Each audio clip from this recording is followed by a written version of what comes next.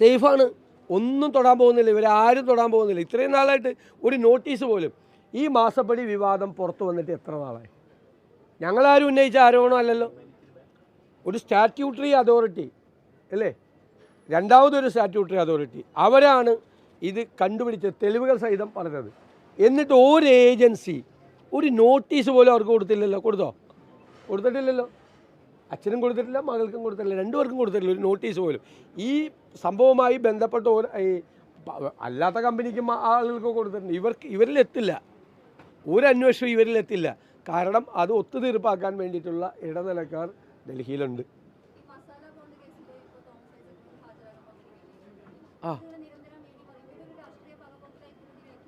ഞാൻ ചോദിക്കട്ടെ, ഇതൊക്കെ എത്ര നാളായി? ഇ ഡി എന്ന് പറയുന്നത് എൻഫോഴ്സ്മെൻറ്റ് ഡയറക്ടറേറ്റാണ്. ബാക്കിയുള്ള സ്ഥലത്ത് ഇങ്ങനത്തെ പ്രേമലേഖനം അയക്കലൊന്നും ഇല്ലല്ലോ. പരസ്പരം അങ്ങോട്ടും ഇങ്ങോട്ടും ഉണ്ടോ? ഐസക്കിന് എത്ര പ്രാവശ്യമായി നോട്ടീസ് അയക്കണത്? കോടതി പറഞ്ഞു, ഐസക്കിനോട് പറഞ്ഞു, കോടതി പോയി ഹാജരാകും, നിങ്ങൾ അറസ്റ്റ് ചെയ്യില്ല. എന്നിട്ട് എന്താ പോവാത്തത് എന്താണ്? ഡൽഹി മുഖ്യമന്ത്രിയോട് അത് കാണിച്ചില്ലല്ലോ. ബാക്കിയുള്ള സ്ഥലത്തുള്ള ഇന്ത്യയിലെ ഏതെങ്കിലും പ്രതിപക്ഷ നേതാക്കളോട് ഇവർ ഈ ഔദാര്യം കാണിച്ചോ? എങ്ങനെയാണ് മുൻ ധനകാര്യമന്ത്രിയായിരുന്ന ചിദംബരത്തിൻ്റെ വീട്ടിൽ കയറി ഇ ഡി അറസ്റ്റ് ചെയ്ത് മതിലിയാടി കയറിയത്? മുൻ ധനകാര്യമന്ത്രിയും മുൻ ആഭ്യന്തര വകുപ്പ് മന്ത്രിയായിരുന്നു പി ചിദംബരം. ഇന്ത്യയുടെ ഏറ്റവും നിർണായകമായ സ്ഥാനത്തിരുന്ന ഒരാളാണ്. അദ്ദേഹത്തിൻ്റെ വീടിൻ്റെ മതിലിയാടി കിടന്നാണ് ഇ ഡി പി ചിദംബരത്തിനെ, കോൺഗ്രസ് നേതാവിനെ അറസ്റ്റ് ചെയ്ത് ജയിലിലാക്കിയത്.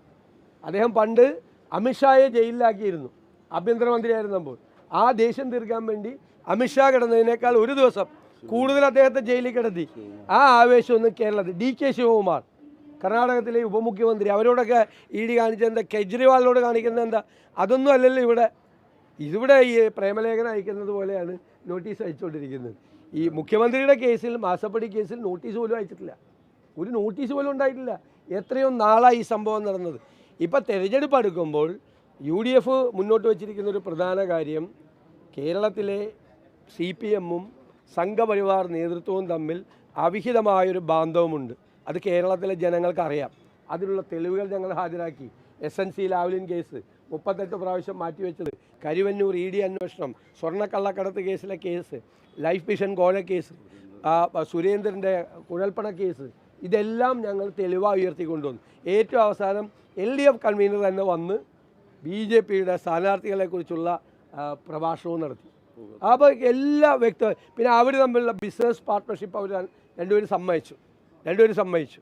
ഈ അന്തരീക്ഷത്തിൽ എത്തി നിൽക്കുമ്പോൾ അതിനെ മറയ്ക്കാൻ വേണ്ടിയിട്ട് ഒരു പുതിയ നമ്പറാണ്. അതിൻ്റെ അപ്പുറത്തോട്ട് ഇതൊന്നും നടക്കില്ല. ഇതിനകത്തൊക്കെ പോയി. അന്തർധാര രഹസ്യമാണ്. ഇപ്പം രഹസ്യമല്ല, പരസ്യമായിട്ടാണ്. ഒരുമിച്ച് ബിസിനസ് പാർട്ട്ണർഷിപ്പാണ്. ഒരുമിച്ച് ഞങ്ങൾ പല ചോദ്യങ്ങൾ ചോദിച്ചില്ല, മുഖ്യമന്ത്രി മിണ്ടൂലല്ലോ ഇതിനൊന്നും. മസ്കറ്റ് ഹോട്ടലിൽ വെച്ച് RSS നേതാക്കളും മുഖ്യമന്ത്രിയും തമ്മിൽ ശ്രീ M എന്ന് പറയുന്ന ആത്മീയ നേതാവിൻ്റെ മധ്യസ്ഥതയിൽ എന്ത് ചർച്ചയാണ് നടത്തിയത്? ചോദ്യം മിണ്ടിയിട്ടില്ലെന്ന്. ശ്രീ M-ന് കുറച്ച് നാൾ കഴിഞ്ഞപ്പോൾ 4 ഏക്കർ സ്ഥലം പതിച്ചു കൊടുത്തു. എന്തിനാണ്? ഈ അടുത്ത കാലത്ത് തെരഞ്ഞെടുപ്പിന് തൊട്ട് മുമ്പായിട്ട് ശ്രീ M തിരുവനന്തപുരത്ത് എത്തി വീണ്ടും ഈ ചർച്ചകൾ നടത്തി. അപ്പോൾ കേരളത്തിൽ RSS BJP-യും CPM-ഉം തമ്മിലുള്ള ഈ ബാന്ധവത്തിനുള്ള ഇടനിലക്കാർ ധാരാളമുണ്ട്. കേന്ദ്രമന്ത്രി V. മുരളീധരൻ ഒരു ഇടനിലക്കാരനാണ്. അങ്ങനെ ധാരാളം ഇടനിലക്കാരുണ്ട്.